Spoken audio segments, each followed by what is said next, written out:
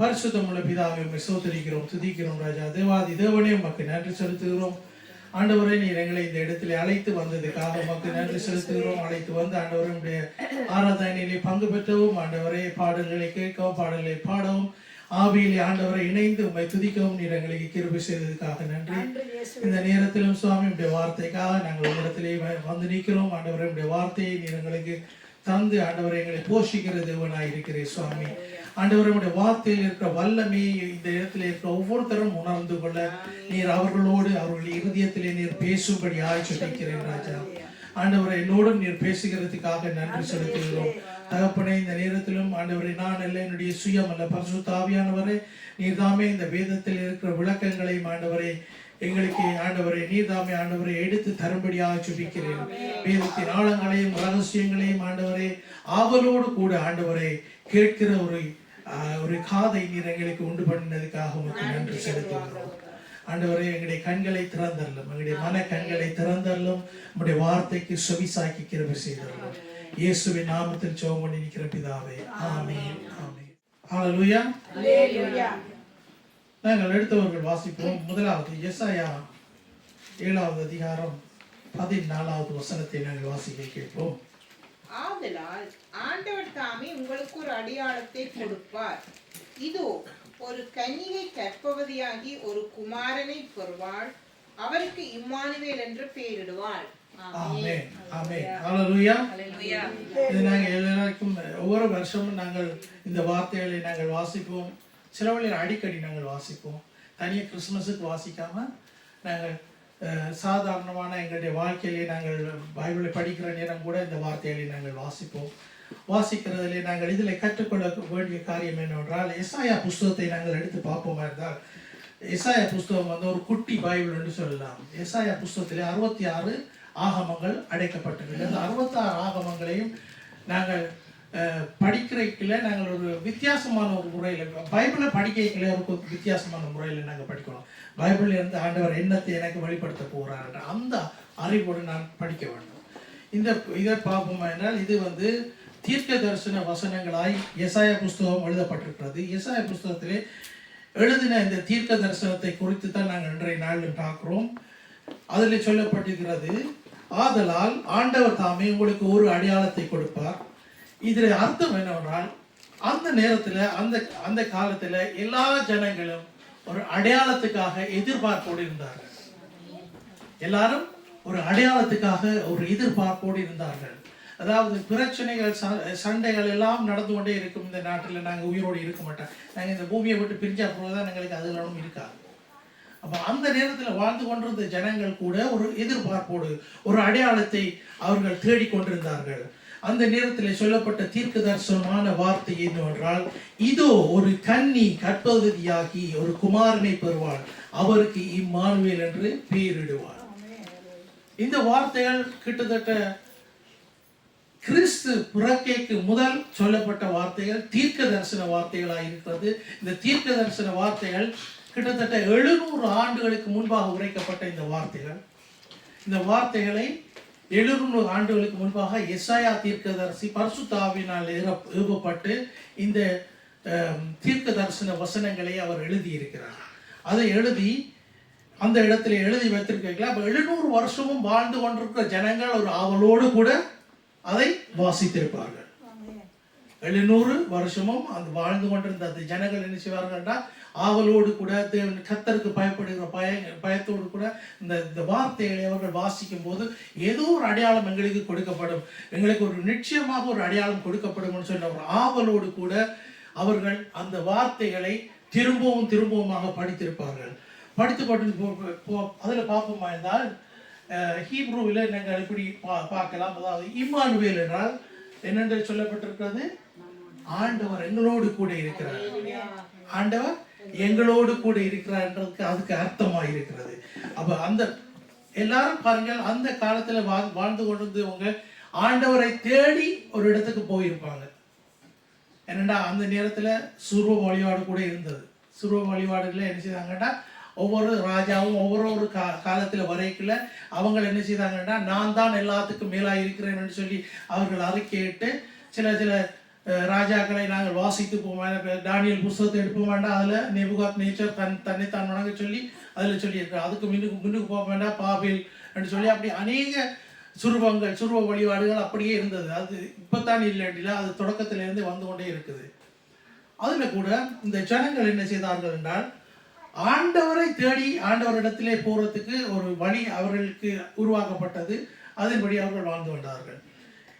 ஆனால் ஆண்டவர் கொடுத்த வார்த்தை தீர்க்க தரிசன வார்த்தை என்றால் இம்மானுவேல் என்றதுக்கு அர்த்தம் அவர் எங்களோடு கூட இருக்கிறவராய். அல்லேலூயா. அவர் எங்களோடு கூட இருக்கிறார் என்றைக்குல அது ஒரு எங்களுக்கு ஒரு அதாவது ஒரு பலத்தை தருகிறது. எங்களுக்கு ஒரு நாங்கள் ஒரு அதாவது எங்களுக்கு ஒரு ஜிஷாயிட்டை தருகிறது. நாங்கள் ஒரு எங்க பாதுகாப்போடு கூட நாங்கள் ஆண்டவரிடத்திலே இருக்கிறோம், ஆண்டவருடைய கரத்திலே இருக்கிறோம் என்றதை அந்த நாட்களிலே அவர்கள் அப்படியாக நம்பி அதன்படி விசுவாசத்திலே வளர்ந்து வந்தவர்கள். முதல் தொடக்கத்திலிருந்து நாங்கள் பார்ப்போம் என்றால் அதாவது பிதா குமாரன் பரிசுத்த ஆவியானவர்கள் அந்த ஆதியாகம புத்தகத்திலிருந்தே அப்படியே வெளிப்பட்டு கொண்டே வருகிறார்கள். ஆனால் வார்த்தைகளை நாங்கள் விளக்கமாய் வாசித்தால்தான் அதிலே எங்களுக்கு அந்த காரியங்களை நாங்கள் விளங்கிக் கொள்ளலாம். ஆண்டவர் என்னோடு இருக்கிறார் என்றது ஒரு உண்மையாகவே ஒரு உறுதியான ஒரு நம்பிக்கை. அதை நாங்கள் வாயினாலே அறிக்கை செய்யும் போது எங்களுக்குள்ளே ஒரு உற்சாகம் உண்டாகும். ஆண்டவருடைய வார்த்தை இப்படியாக சொல்லுகிறது, ஆண்டவர் எங்களுக்கு அதாவது பயம் உள்ள ஆவியை கூடாமல் பலமும் அன்பும் தெளிந்த புத்தியும் உள்ள ஆவியை ஆண்டவர் கொடுத்திருக்கிறார். அப்ப பாருங்க, ஆண்டவர்கிட்ட கிடைக்கிற எல்லா காரியங்களும் நன்மையான காரியங்களாக இருக்கிறது. ஆண்டவரிடத்திலிருந்து நன்மையான காரியங்களை நாங்கள் பெற்றுக்கொள்கிறோம். யாக்கோபு புஸ்தகத்தில் எழுதப்பட்டிருக்க எல்லா நன்மையான கொடையிலும் ஆண்டவரிடத்திலிருந்து எங்களுக்கு கொடுக்கப்படுகிறது சொல்லி நாங்கள் அறிந்திருக்கிறோம். பாருங்கள், அப்படியான நேரத்திலே ஆண்டவர் வேற வழிபாடுகளை நாங்கள் எடுத்து பார்ப்போமா இருந்தால் அவர்கள் அதாவது ஆண்டவர் தீமை செய்கிறவர்களாய் கூட அவர்கள் காட்டிக்கொள்கிறார்கள். தங்களுக்கு தீமையாக இப்படி ஆண்டவர் தான் செய்துட்டாருன்னு சொல்லி அவங்க கூட அப்படி சொல்றாங்க. ஆனால் இம்மானுவேல் என்றதுக்கு அதுக்கு சொல்லப்பட்ட கருத்து ஆண்டவர் எங்களோடு கூட இருக்கிறார். ஆண்டவர் எங்களோடு கூட இருக்கிறார். இன்றைய நாள்களும் நீங்கள் அநேக நீங்க இப்ப வீட்டை போயிட்டீங்கன்னா நீங்க வேற வேற சபைகள்ல என்னென்ன மெசேஜ் போயிருக்கோன்னு சொல்லி சில பேர் சர்ச் பண்ணி பார்க்கணும். சில பேர் கொஞ்சம் அப்படி சர்ச் பண்ணி பார்த்தாலும் இன்றைய கொடுக்குற எல்லாரும் கிட்டத்தட்ட இதே பதமான வார்த்தைகளை தான் கொடுப்பார். இதில் அர்த்தம் என்னவென்றால் இந்த உலகத்தில் இருக்க எல்லா சபைகளும் சேர்ந்து ஒரு மணவாட்டி சபையாக ஆயத்தப்படுத்திக் கொண்டிருக்கிறது. அது நிமித்தம் தேவனுடைய ஆவியானவர் எல்லா சபைகளிலும் ஒரே மாதிரி தான் அவர் அதாவது ஜனங்களை நடத்தி வருகிறவராக இருக்கிறார். அப்ப அதுல நாங்கள் கவனத்தை செலுத்துவோம் என்றால் ஆவியானவர் எல்லாருக்கும் ஒரே மாதிரி தான் இருக்கிறார். ஆண்டவர் எங்களுக்குள்ளே ஆவியானவராக இருக்கிறார். அடுத்தது நாங்கள் போற காரியம் அதுதான். இதுல நான் உங்களுக்கு நேற்று இல்லை போன ஞாயிற்றுக்கிழமை கூட ஒரு சின்ன ஒரு அதாவது ஒரு குறிப்பை நான் உங்களுக்கு கொடுத்தேன். அதன் அர்த்தம் என்னவென்றால் நாங்கள் இம்மானுவேல் என்றதுக்கு நாங்கள் என்னென்று படிக்கிறோம், கிறிஸ்து என்னோடு அதாவது ஆண்டவர் எங்களோடு கூட இருக்கிறார் என்று. அடுத்ததாக நாங்கள் பார்க்க போறோம் ஆண்டவர் எங்களுக்குள்ளே இருக்கிறார். ஆண்டவர் எங்களுக்குள்ளே இருக்கிறதை குறித்து நாங்கள் பார்க்க போறோம். இதுல நாங்கள் இப்படியே பார்த்துட்டு போமா என்றால் இது எசாயாவிலே 8வது வசனத்திலே கூட இம்மானுவேல் சொல்லி அதே மாதிரி பார்ப்போம். நாங்கள் அந்த வசனத்தை யூதாவுக்குள் புகுந்து பிரவாகித்து கடந்து கழுத்து மட்டும் வரும் என்றார்.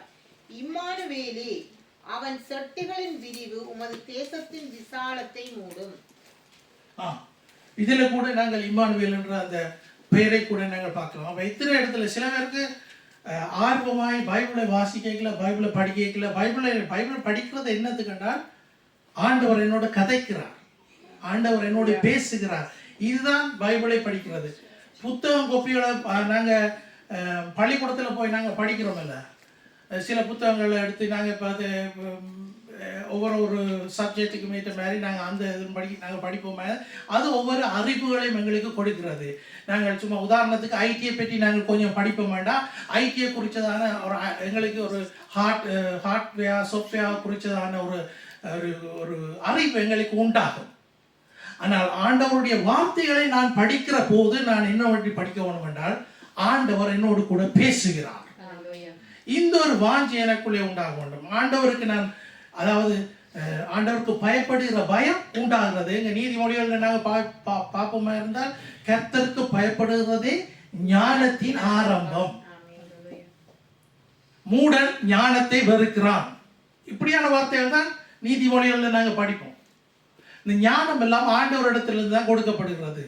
அப்ப நாங்கள் இப்படியாக படிக்கிற போது ஒரு வார்த்தையை நாங்கள் ஆண்டவரது பைபிளில் நாங்கள் பைபிளுக்கு எக்ஸ்ட்ரா ஒரு பெருமதி எங்களுடைய உள்ளத்திலே காணப்பட வேண்டும். நாங்கள் பைபிளை கொஞ்சம் நாங்கள் உண்மையாக சும்மா சர்வ சாதாரணமான ஒரு புத்தகமாக நாங்கள் எண்ணக்கூடாது. அதில் சொல்லப்பட்டிருக்கிறது என்னவென்றால் அது பரிசுத்த வேதாகமம் என்று சொல்லப்படுகிறது. Heilige Schriften sind das. Und das sind heilige Schriften, wo wir wirklich mal wenn wir lesen, da kommt Leben in uns, in unserem Herzen rein. Leben kommt in unserem Herzen. Darum geht es eigentlich. Also Jesus Christus, also das Wort Gottes ist das so zu uns gekommen. Er ist mit uns. Er ist bei uns. Das nächste wäre für uns der in uns. Der Heilige Geist, der in uns lebt, mit ihm leben wir zusammen. Halleluja. எத்தனை பேர் உற்சாகமா இருக்கிறீங்க? ஹalleluya. நாங்கள் அடுத்த வசனத்தை நாங்கள் கூட பார்ப்போம். அதுவும் இம்மானுவேல் 2 தான் வருது. ஏசாயா புத்தகத்திலே எழுதி இருக்கிறது. 10வது வசனத்தை ஆலோசனை செய்யுங்கள், அது அபத்தமாகும். வார்த்தை வசனியுங்கள், அது நிற்காது. தேவன் எங்களோடே இருக்கிறார். ஆமென். தேவன் நாங்கள் ஒருக்கா சொல்லுவோம் எல்லாரும், தேவன் எங்களோட இருக்கிறார்.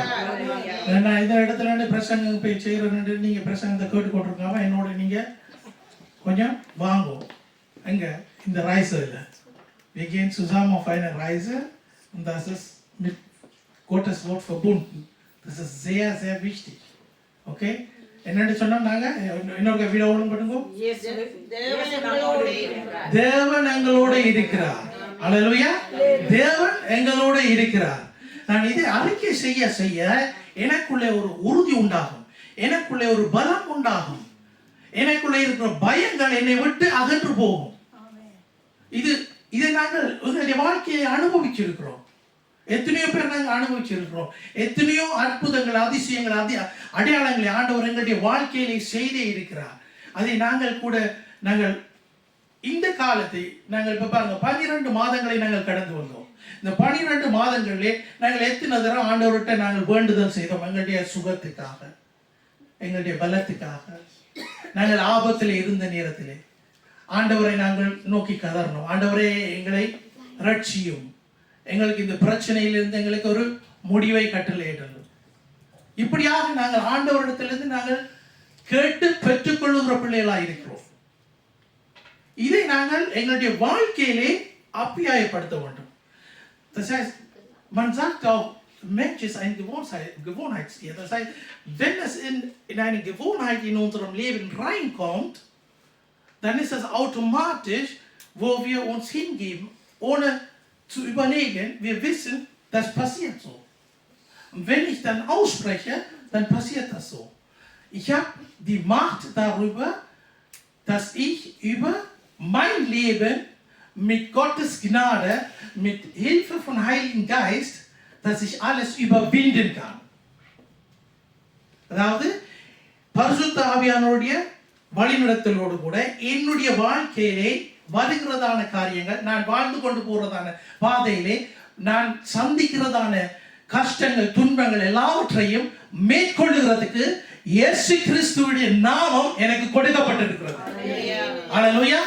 இயேசு கிறிஸ்துவுடைய நாமம் எனக்கு கொடுக்கப்பட்டிருக்கிறது. நான் என்னுடைய வாழ்க்கையிலே நான் அறிக்கை செய்யும் போது அதிலே இருக்கிறதான அற்புதம், அதிசயம், அடையாளங்களை நான் என்னுடைய வாழ்க்கையிலே நான் கண்டுகொள்கிறேன். அதை கூட நான் மற்றவர்களுக்கு கூட நான் எடுத்து சொல்வேன். நான் இப்படியாக ஒரு பிரச்சனையில நான் சிக்கி தவித்துக் கொண்டிருந்தேன். நான் முழங்கால் போட்டு ஜெபிச்சேன். ஆண்டவர் எனக்கு வழியை திறந்தார், ஆண்டவர் எனக்கு அற்புதத்தை செய்தார் என்று நான் மற்றவர்களுக்கு கூட நான் சொல்லி இருப்பேன். இது நாங்கள் தொடர்ந்து செய்துட்டு வர்ற காரியம். இதில் நாங்கள் ஒரு பிரச்சனையும் இல்லை. இது செய்யறதுக்கு முதல் காரியம் என்னவென்றால் முதல் பர்சன் யாரென்றால் எங்களுக்குள்ள இருக்கிறதான பரிசுத்த ஆவியானவர். இந்த பரிசுத்த ஆவியானவர் எங்களுக்குள்ள இருக்குமா போலதான் நாங்கள் இப்படியெல்லாம் நாங்கள் வாழ கற்றுக்கொள்கிறோம். இல்லாட்டிக்கு மனிதன் தன்னுடைய பிரச்சனையிலே மூழ்கி அதிலே அந்த பிரச்சனை அவனுடைய தலை மேலே வளர்ந்து இன்னும் கூட வந்துடும். அவன் பிரச்சனைக்கு மேல பிரச்சனையை தேடுகிறவனா இருப்பான், ஆண்டவரை தேடுகிறவனா இருக்க மாட்டான். தேவன் எங்களோடு இருக்கிறார் என்றதை நாங்கள் உண்மையாகவே உணர்ந்து கொள்ள வேண்டும். எங்களுக்கு ஆவி, ஆத்துமா, சரீரம் கொடுக்கப்பட்டிருக்கிறது. ஆனா எங்களுடைய வாழ்க்கை கூடுதலாக இந்த சரீரத்திலே நாங்கள் ஃபோக்கஸ் பண்ணிக்கொண்டு, சரீரத்தை நாங்கள் முன்னுக்கு வைத்துக்கொண்டு, சரீரத்துக்கு ஏற்ற மாதிரி நாங்கள் உடுப்போம், சரீரத்துக்கு ஏற்ற மாதிரி நாங்கள் சாப்பிடுவோம், சரீரத்துக்கு ஏற்ற மாதிரி நாங்கள் வாழ்ந்து கொள்வோம். எங்களுடைய ஆவிக்குரிய ஜீவியத்தை குறித்து நாங்கள் சில நேரம் நாங்கள் சிந்திச்சு பார்க்கலாம். ஆனால் எங்களுக்கு அவ்வளோத்தோட எங்களுக்கு ஒரு பிளக்கார்டு ஒன்று வரும். ஏன்னா அதுக்கு மேல மீழ்ச்சிமா ஒன்றும் செய்யலாது. பரிசுத்த ஆவியானவரை ஆண்டவர் எங்களுக்கு கொடுத்திருக்கிறார். என்னென்றால் அவர் எங்களுக்கு ஒரு துணையாளராக எங்களுடைய வாழ்க்கையில் இருக்கிறார். பாருங்கள், ஒரு ஹஸ்பண்டே வைஃபை மடுப்போம்னா அவங்க தங்களுடைய வாழ்க்கையிலே அவங்க கம்யூனிகேஷன் இல்லாட்டிக்கு அவங்க வாழ்க்கையை நடத்தலாம். ஒரு கம்யூனிகேஷன் அவங்களுக்கு இல்லாட்டிக்கு அவங்க வாழ்க்கையை நடத்தலாது. நீ உண்ட போர்டில் போ, நான் எந்த போர்டில். ஆனால் தீமைத்தையில் எழுதி இருக்குது இப்படித்தான் இப்பத்திய வாழ்க்கை நடந்து கொண்டு போகும். கடைசி நாட்களில் எல்லாரும் இப்படியாத்தான் வாழ்ந்து கொண்டு போவார். இதிலும் பார்க்க இந்த பாருங்கள், இந்த வார்த்தைகளை எழுதப்பட்ட வார்த்தைகள் அப்ப இருந்து படிக்கிற ஒவ்வொருத்தனும் திருந்தி ஆண்டவருடைய ஆவியானவருக்கு தன்னை ஒப்பு கொடுக்கிறது நிமித்தம் தான் மனிதர்கள் ரட்சிக்கப்படுகிறார்கள், மனிதர்கள் மனம் மாற்றப்படுகிறார்கள். இதுதான் சத்தியமாயிருக்கிறது. வசனம் சொல்லுகிறது, சத்தியத்தை அறிவீர்கள், சத்தியம் உங்களை எல்லாத்து வாயில இருந்து வரணும். சத்தியம் உங்களை விடுதலையாக்கும். சத்தியத்தை அறிவீர்கள், சத்தியம் உங்களை விடுதலையாக்கும்.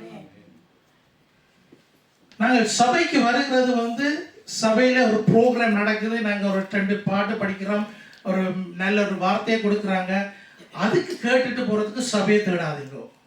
சபையில வந்ததுல இருந்து போக மாட்டா. பரிசுத்த ஆவியானவர் எனக்குள்ள கிரியை நடப்பிக்க வேண்டும்.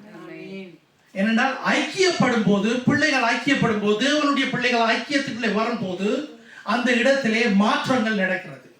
என்னுடைய வாழ்க்கையிலே மாற்றங்கள் நடக்கிறது. நான் வித்தியாசமாக நான் திங்க் பண்ணுவேன். என்னுடைய நினைவுகள் எல்லாம் நினைவுகளாக வேண்டுமென்றெல்லாம் நல்ல வடிவா நாங்க பாட்டு படிப்போம். ஆனா விட்டு கொடுக்க மாட்டோம். ஆண்டவருடைய ஆவியானவர் எங்களை முற்று முழுதுமாக கண்ட்ரோலுக்குள்ள கொண்டு வரதுக்கு நாங்க விட்டு கொடுக்கணும். அப்ப நாங்க விடி எழுப்பின உடனே நாங்க என்ன செய்யணும்? Good morning Holy Spirit, here I am. அப்ப அவர்கிட்ட நாங்க ஒப்பு கொடுக்கணும் எங்களுடைய வாழ்க்கையை. நீங்க தந்த இந்த நல்ல நாளுக்கு நன்றி. இந்த நாளில் நீர் என்ன கரம் பிடித்து வழி நடத்தும். என்னுடைய சுய சிந்தனைகள் எல்லாம் சாம்பலாகட்டும். ஆவியானவரே, நீர் என்னை வழி நடத்தும்.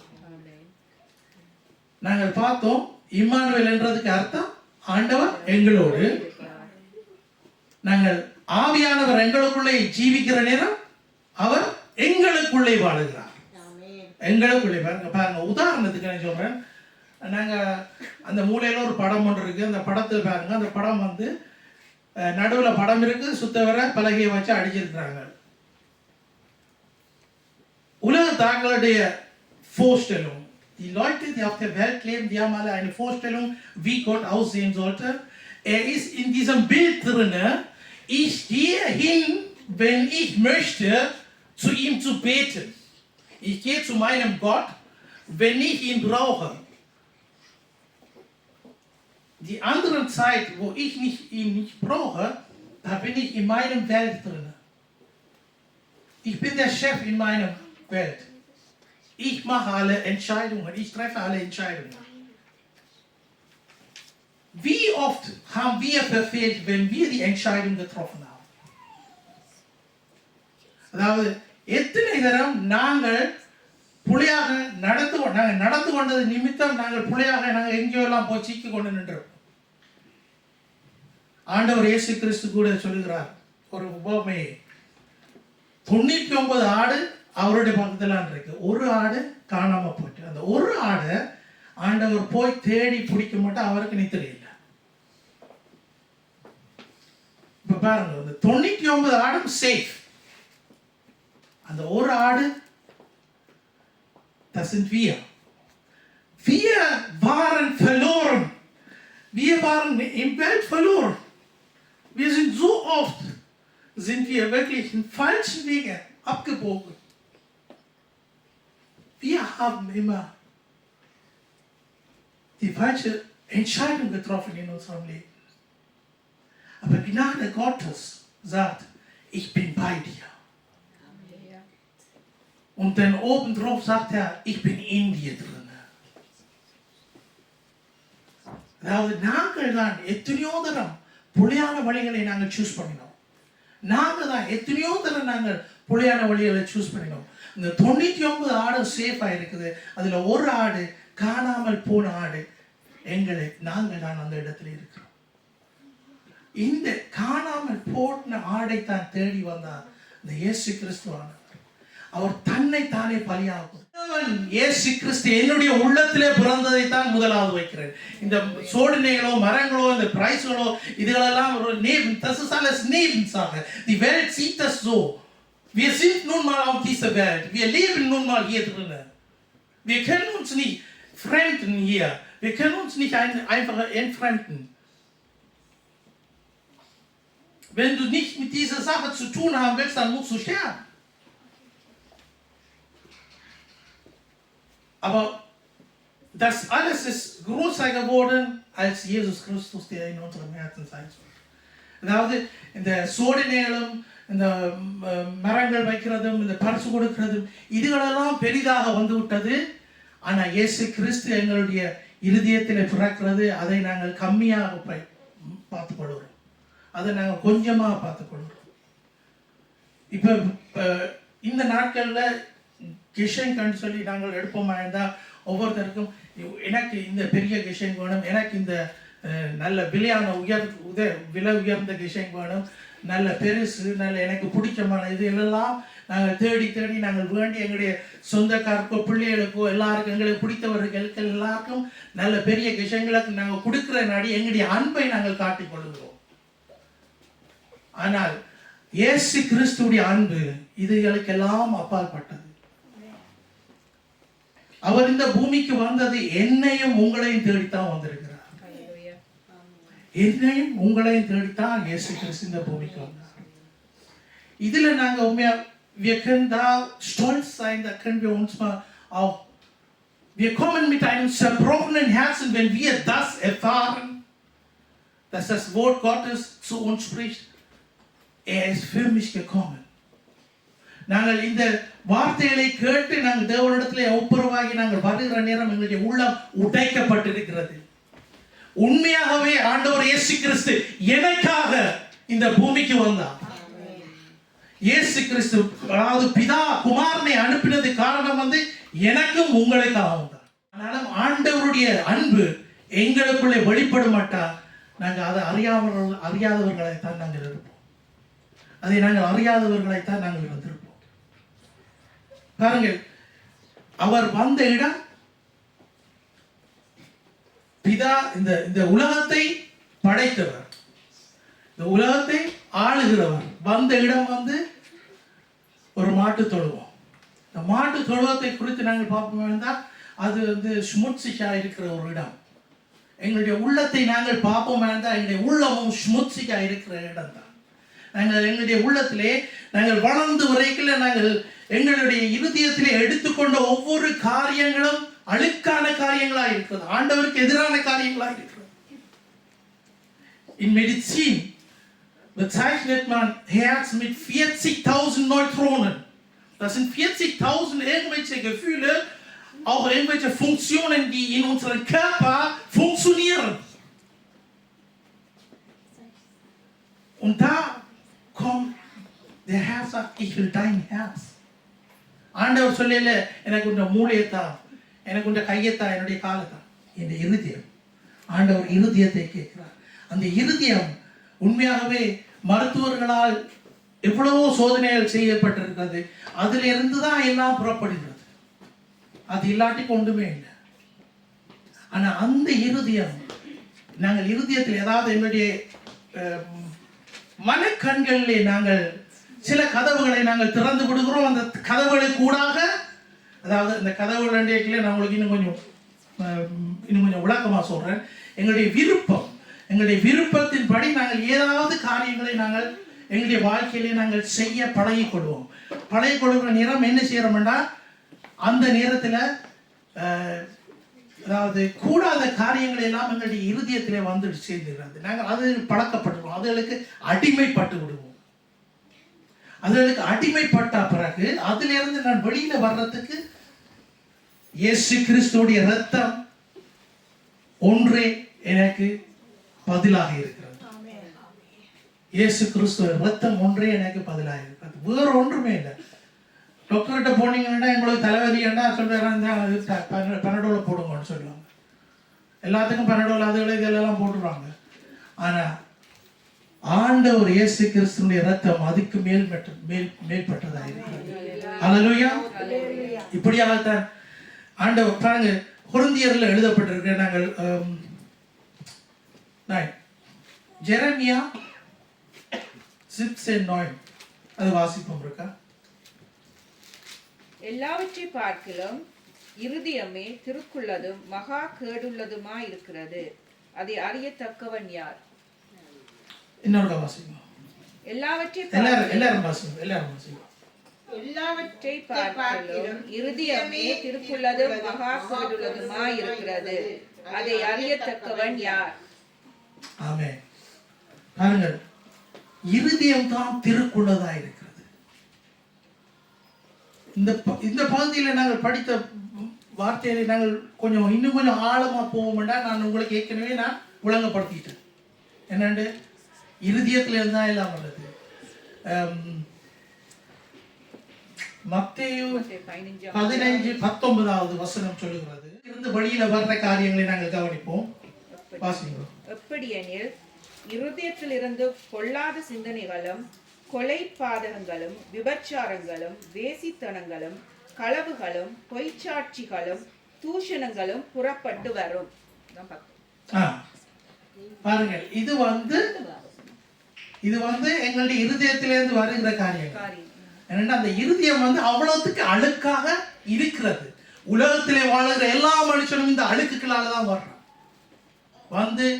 ஆண்டவர் இயேசு கிறிஸ்துவினுடைய பரிசுத்த இரத்தம் எங்களை கழுவி சுத்திகரிக்கிற நிமித்தம் நாங்கள் பரலோகத்துக்கு சொந்தக்காரராய் மாறுகிறோம். அவருடைய பரிசுத்த இரத்தம், இந்த பரிசுத்த இரத்தத்தை நாங்கள் எடுப்போமா இருந்தால், ஆதி காலத்துல இந்த பரிசுத்த இரத்தத்துக்கு பதிலாகத்தான் அநேக என்னத்தை பலி செலுத்தினாங்க, மிருகங்களை பலி செலுத்தினாங்க. அதாவது அது இப்ப தொடக்கம் இருக்கிற சில சமயங்களிலும் சில வித்தியாசமான காரியங்கள் எல்லாம் இதுகள் பாவிக்கிறாங்க. இந்த இரத்தம் ஒரு உடன்படிக்கைக்கு ஒத்த ஒரு முக்கியமான ஒரு காரியமாக இருக்கிறது. இது நிமித்தம் தான் இயேசு கிறிஸ்து ஒரே ஒரு தரம் மரத்திலே தூக்கப்பட்டவனும் சபிக்கப்பட்டவன் என்ற இந்த வார்த்தை நிமித்தம் அவர் ஒரே தரம் அடிக்கப்பட்டார். அப்ப நாங்கள் திரும்பமாக நாங்கள் இந்த பாவங்களை, சொல்லப்பட்ட இந்த பட்டியலில் இருக்கிற பாவங்கள் எங்களுடைய இருதயத்திலே தோன்றுமா, எங்களுடைய சிந்தனையிலே தோன்றுமா இருந்தால் நாங்கள் திரும்ப இயேசு கிறிஸ்துவை நாங்கள் சிலுவையிலே அடிக்கிறவர்களாய் நாங்கள் மாறுகிறோம். அப்படியாக இல்லாமல் ஆண்டவர் இயேசு கிறிஸ்து என்னுடைய உள்ளத்திலே வர வேண்டும். அவர் எனக்காக பிறந்தார். அவர் எனக்காக இந்த பூமிக்கு வந்தார். இந்த பாவ உலகத்திலே அவர் பிறந்தார். பாருங்கள், இயேசு கிறிஸ்து வாழ்ந்த நாட்களிலே அவர் இருக்கிற இடத்திலே அவர் ஒரு இடத்திலே தான் இருந்தார். இல்லாட்டி அவர் போற இடங்கள் எல்லாம் அவரோடு கூட சீஷர்கள் போயினார்கள். சில வழியில கூட்டமாக ஜனங்களும் கூட போயிருந்தார்கள். அந்த நேரத்தில் இயேசு கிறிஸ்து ஒரு இடத்துல இருக்கிறார். ஒரு 5000 பேர் இருக்கிறாங்க. 5000 பேர் ஆண்டவருடைய வார்த்தைகளை கேட்டுக்கொண்டிருக்கிறாங்க. இப்ப அவருடைய ஆவியானவர் இந்த பூமியில் இருக்கிற இயேசு கிறிஸ்துவை சொந்த ரட்சகராய் ஏற்றுக்கொண்ட ஒவ்வொரு பிள்ளைகளுக்குள்ளும் பரிசுத்த ஆவியானவர் இருக்கிறார். அல்லேலூயா. ஒவ்வொருத்தருக்குள்ளும் பரிசுத்த ஆவியானவர் இருக்கிறார். நாங்கள் 1 கொரிந்தியர் 6வது அதிகாரம் 3வது அதிகாரம்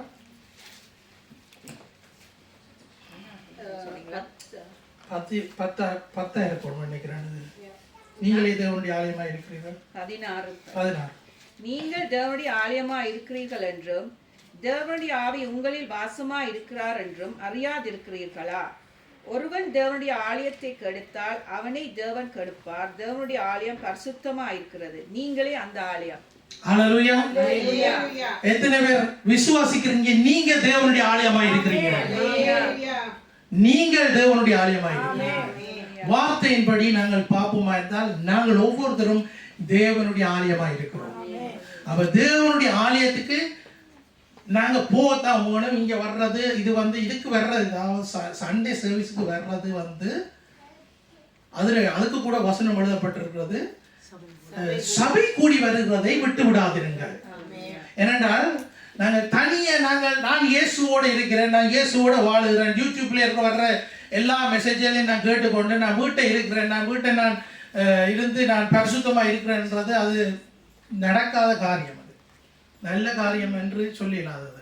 அது ஒரு போதகர்களும் அதை சொல்லுவாங்க, நீங்க செய்யும் அப்படி தொடர்ந்து கீப் அப் அப்படி சொல்ல மாட்டாங்க. ஏனென்றால் உண்மையாகவே ஆண்டவர் எங்களை வழிநடத்துவார் என்றால் அது ஓகே, எங்களை வழிநடத்துவார். ஆனால் யூடியூப் திறந்தீங்கன்னா அதுக்கு கணக்க புலையான போதகங்களும் உண்டு. ஆனால் இந்த இடத்துல கூடி வருகிறது, சபை கூடி வருவதை விட்டு விடாதிருங்கள். அப்ப சபைக்கு நாங்க வரத்தான் வேணும், இந்த ஐக்கியத்திலே நாங்க இருக்க வேண்டும். இந்த ஐக்கியத்தில் இருந்தா தான் ஒருவர் நாங்க தாங்கலாம், ஒருவருக்கு ஒருவர் நாங்க ஜெபம் செய்யலாம்.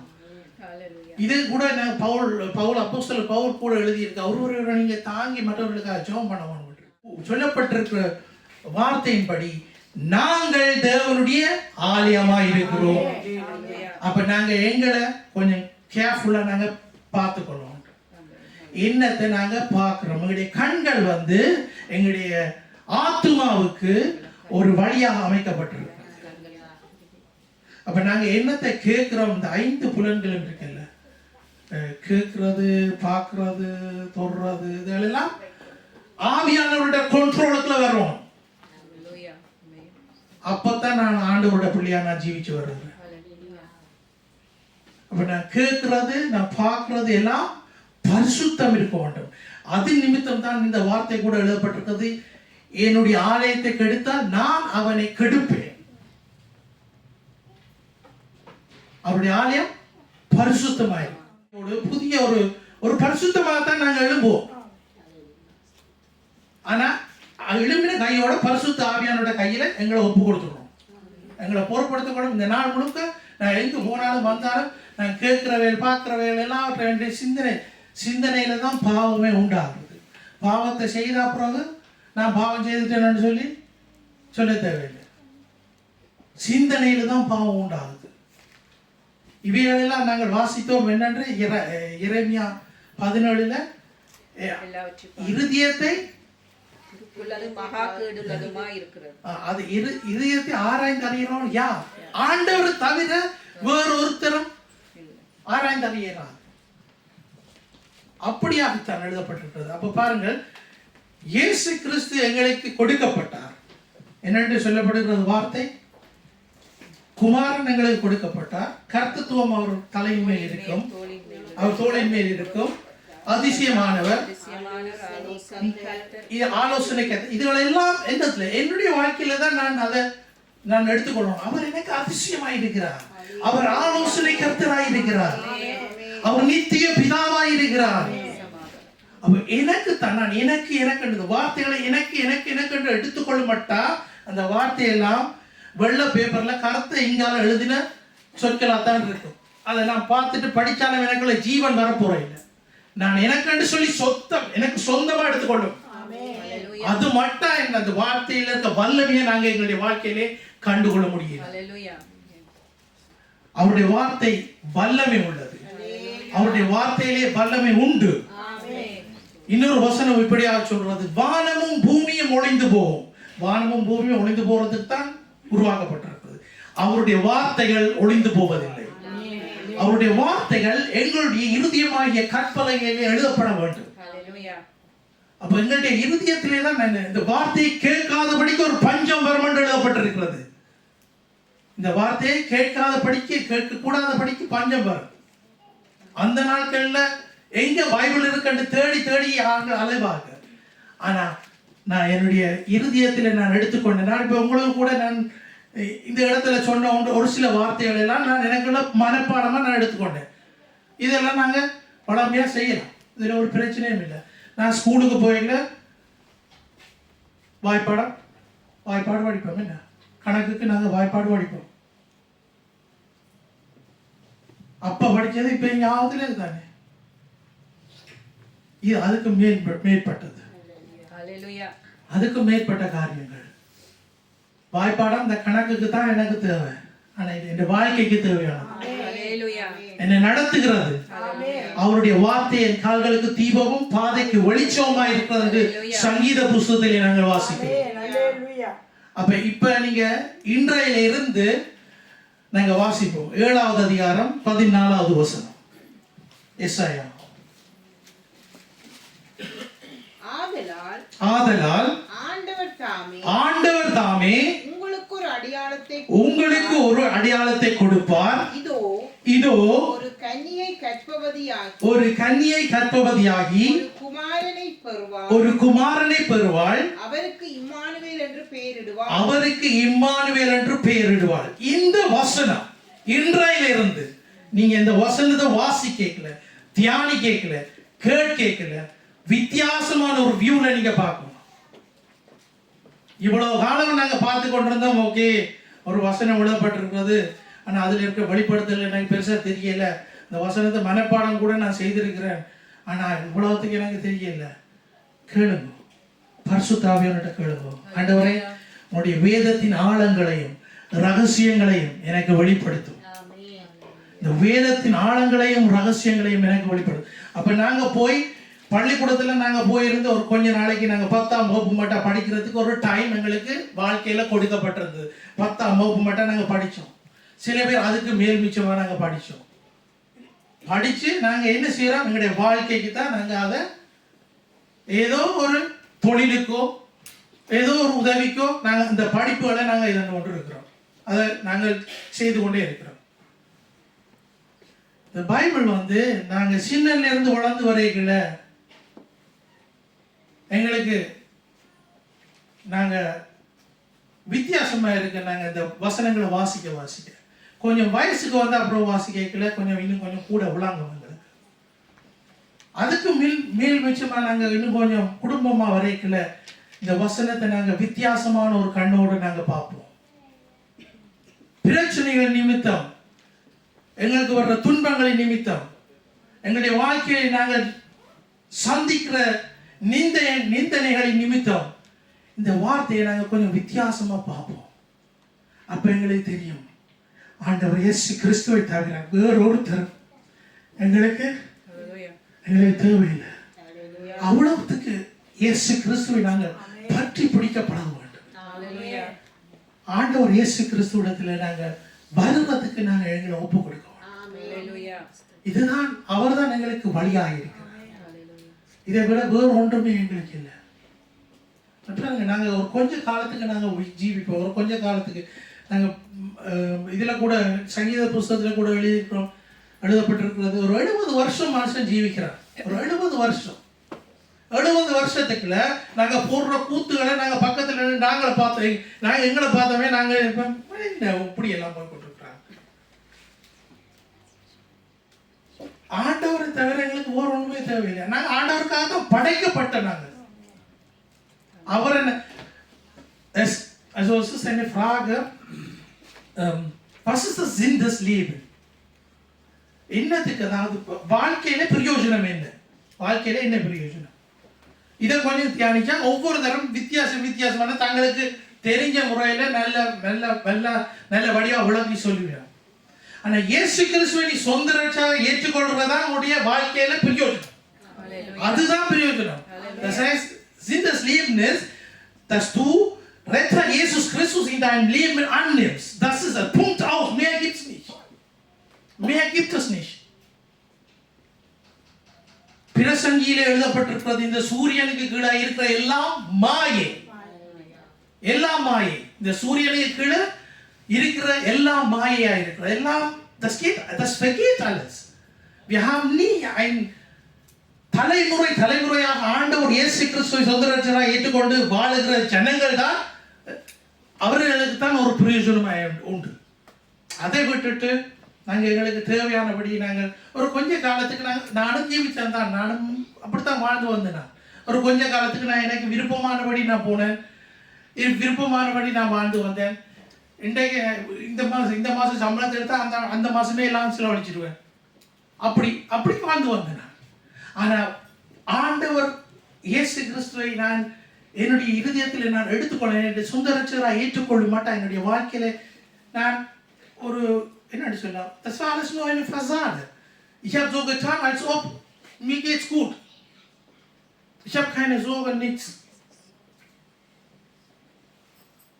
ஆனால் ஆண்டவர் இயேசு கிறிஸ்துவை நான் சொந்த ரட்சகராக ஏற்றுக்கொண்டது நிமித்தம், என்னுடைய இருதயம் உடைக்கப்பட்டது நிமித்தம், ich komme mit einer Demut vor Gott und dann sage ich, hier bin ich ja, hier bin ich. ஆண்டவர்கிட்ட நான் வந்து சொல்றேன், ஆண்டவரே இதோ நான் உம்மிடத்தில் வந்திருக்கேன், நான் பாவி, என்னை உம்முடைய பிள்ளையாக நீர் ஏற்றுக்கொள்ளும், உம்முடைய ரத்தத்தை கொடுத்து நீர் என்னை ஏற்றுக்கொள்ளும். அவரால் இலவசமாக கொடுக்கப்படுகிற அவருடைய கிருபை அது எங்களுக்கு ஒவ்வொரு நாளும் கொடுக்கப்படுகிறது. பாருங்க, தண்ணீர் நீரூட்டை நீங்க போய் பார்த்து கொண்டிருப்பீங்கன்னா அது ஒருத்தரும் அதை போய் டெப்ப பூட்டுற மாதிரி பூட்டி விடையலாது. அதே மாதிரி தான் ஆண்டவருடைய கிருபையும் ஒவ்வொரு நாளும் வந்து கொண்டே இருக்கிறது. அதை நாங்க அக்செப்ட் பண்ணி எங்களுக்கு எடுத்துக்கொள்ளணும். ஆண்டவரே உங்களுடைய கிருபைக்கு நன்றி, உங்களுடைய கிருபைக்கு நன்றி. எல்லாரும் சொல்லுவோமா, உங்களுடைய கிருபைக்கு நன்றி ஆண்டவரே, உங்களுடைய கிருபைக்கு நன்றி, உங்களுடைய கிருபையினால் நான் உயிர் வாழுகிறேன். இப்படித்தான் நாங்க வாழணும். பாருங்கள், சொல்லப்பட்ட வார்த்தை, எங்களுக்கு ஒரு குமாரன் கொடுக்கப்பட்டார், அவரை நாங்கள் எங்களுடைய சொந்த ரட்சகராய் நாங்கள் என்னுடைய வாழ்க்கையில் எடுத்துக்கணும். நாங்க இன்றைக்கு கூட நாங்க இப்ப கூட நாங்க கேட்ட இந்த குட் நியூஸ், இதை நாங்க போகல நாங்க சில வேளையில மறந்துடுவோம். ஆனா வசனம் உங்களோட பேசும். இன்றைய நாளிலும் நீங்கள் கேட்ட ஒரு வார்த்தை தானே நீங்க வீட்டை போய் நீங்க சிந்தி காட்டி நீங்க பாருங்க. இது நான் சொல்ற சவால் இல்லை, நான் சொல்ற சவால் தான் நான் கொடுறேன். ஆனா இது என்னுடைய வார்த்தைகள் இல்லை, தேவனுடைய வார்த்தைகள், உயிர் உள்ள வார்த்தைகள்.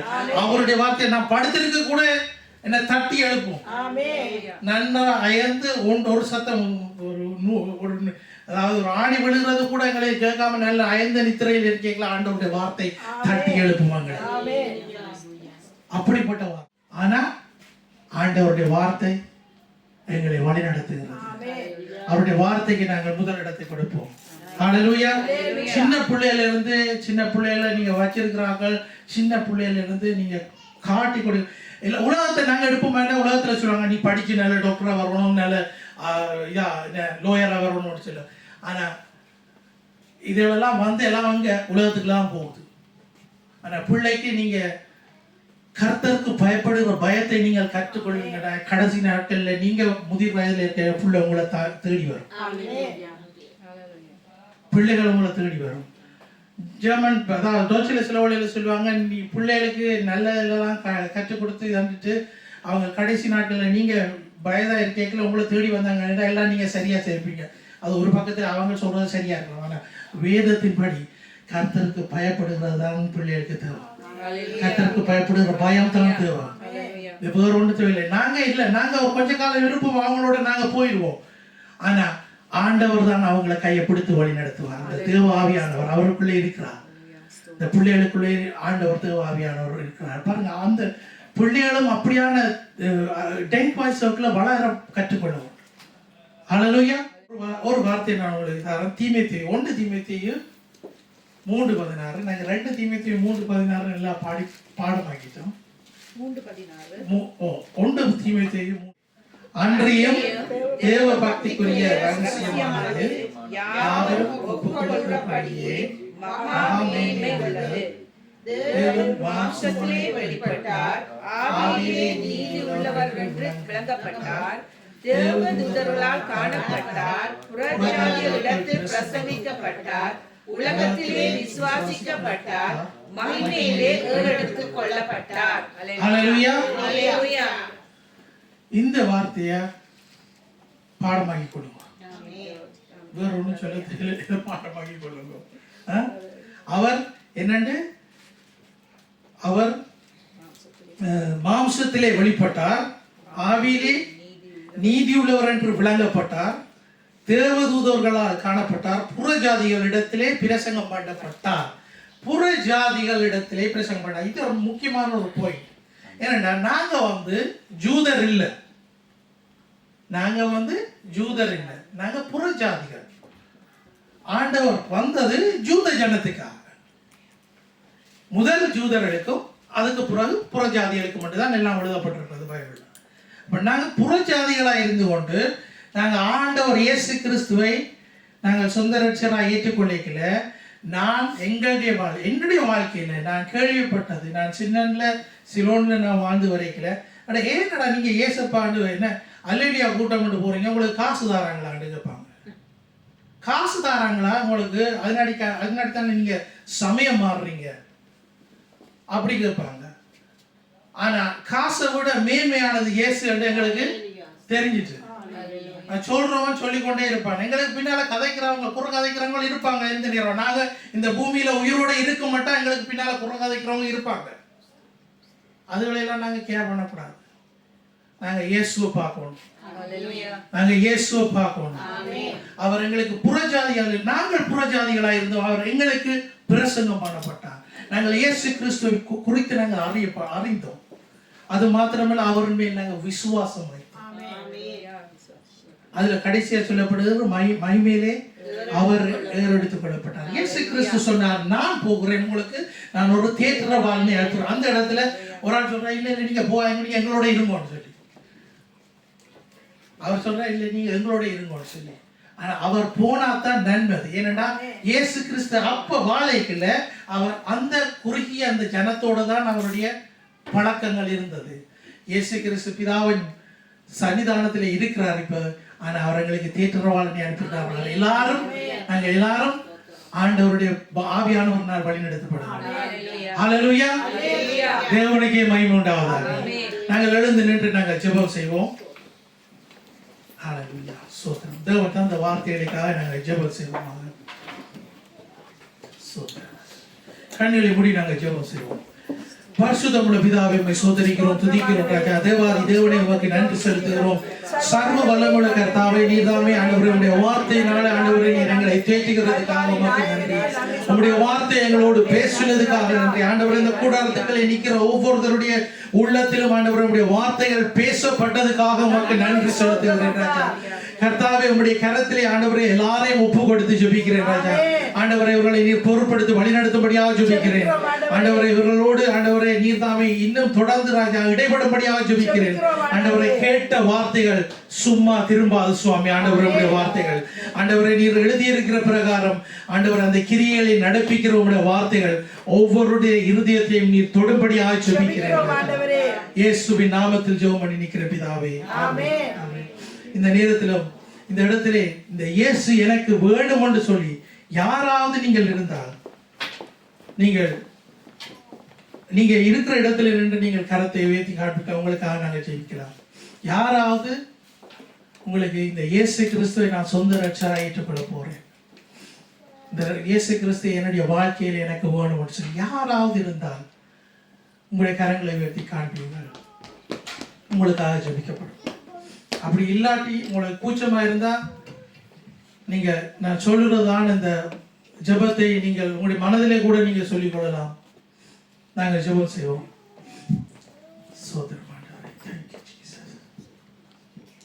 பரிசுத்தமுள்ள பிதாவே, நாங்கள் எல்லாரும் சொல்லுவோம். பரிசுத்தமுள்ள பிதாவே, இந்த நேரத்திலும் என்னுடைய இருதயத்தை உங்களுடைய கரங்களில் ஒப்பு கொடுக்கிறேன்.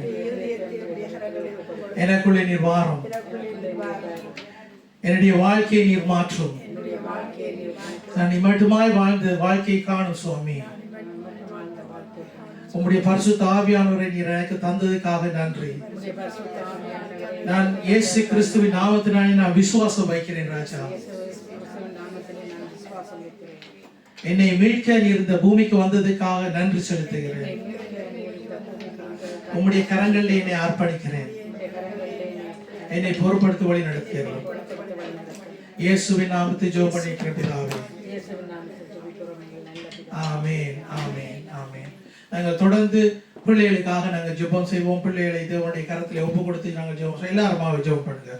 சோதரம் ஆண்டவரே, உம்மை சோதரிக்கிறோம், துதிக்கிறோம் ராஜா. சர்வ வல்லமுள்ள கர்த்தாவே, இந்த ஊழியர்கள் ஆண்டவரை நீர் தந்த பிள்ளைகளுக்காக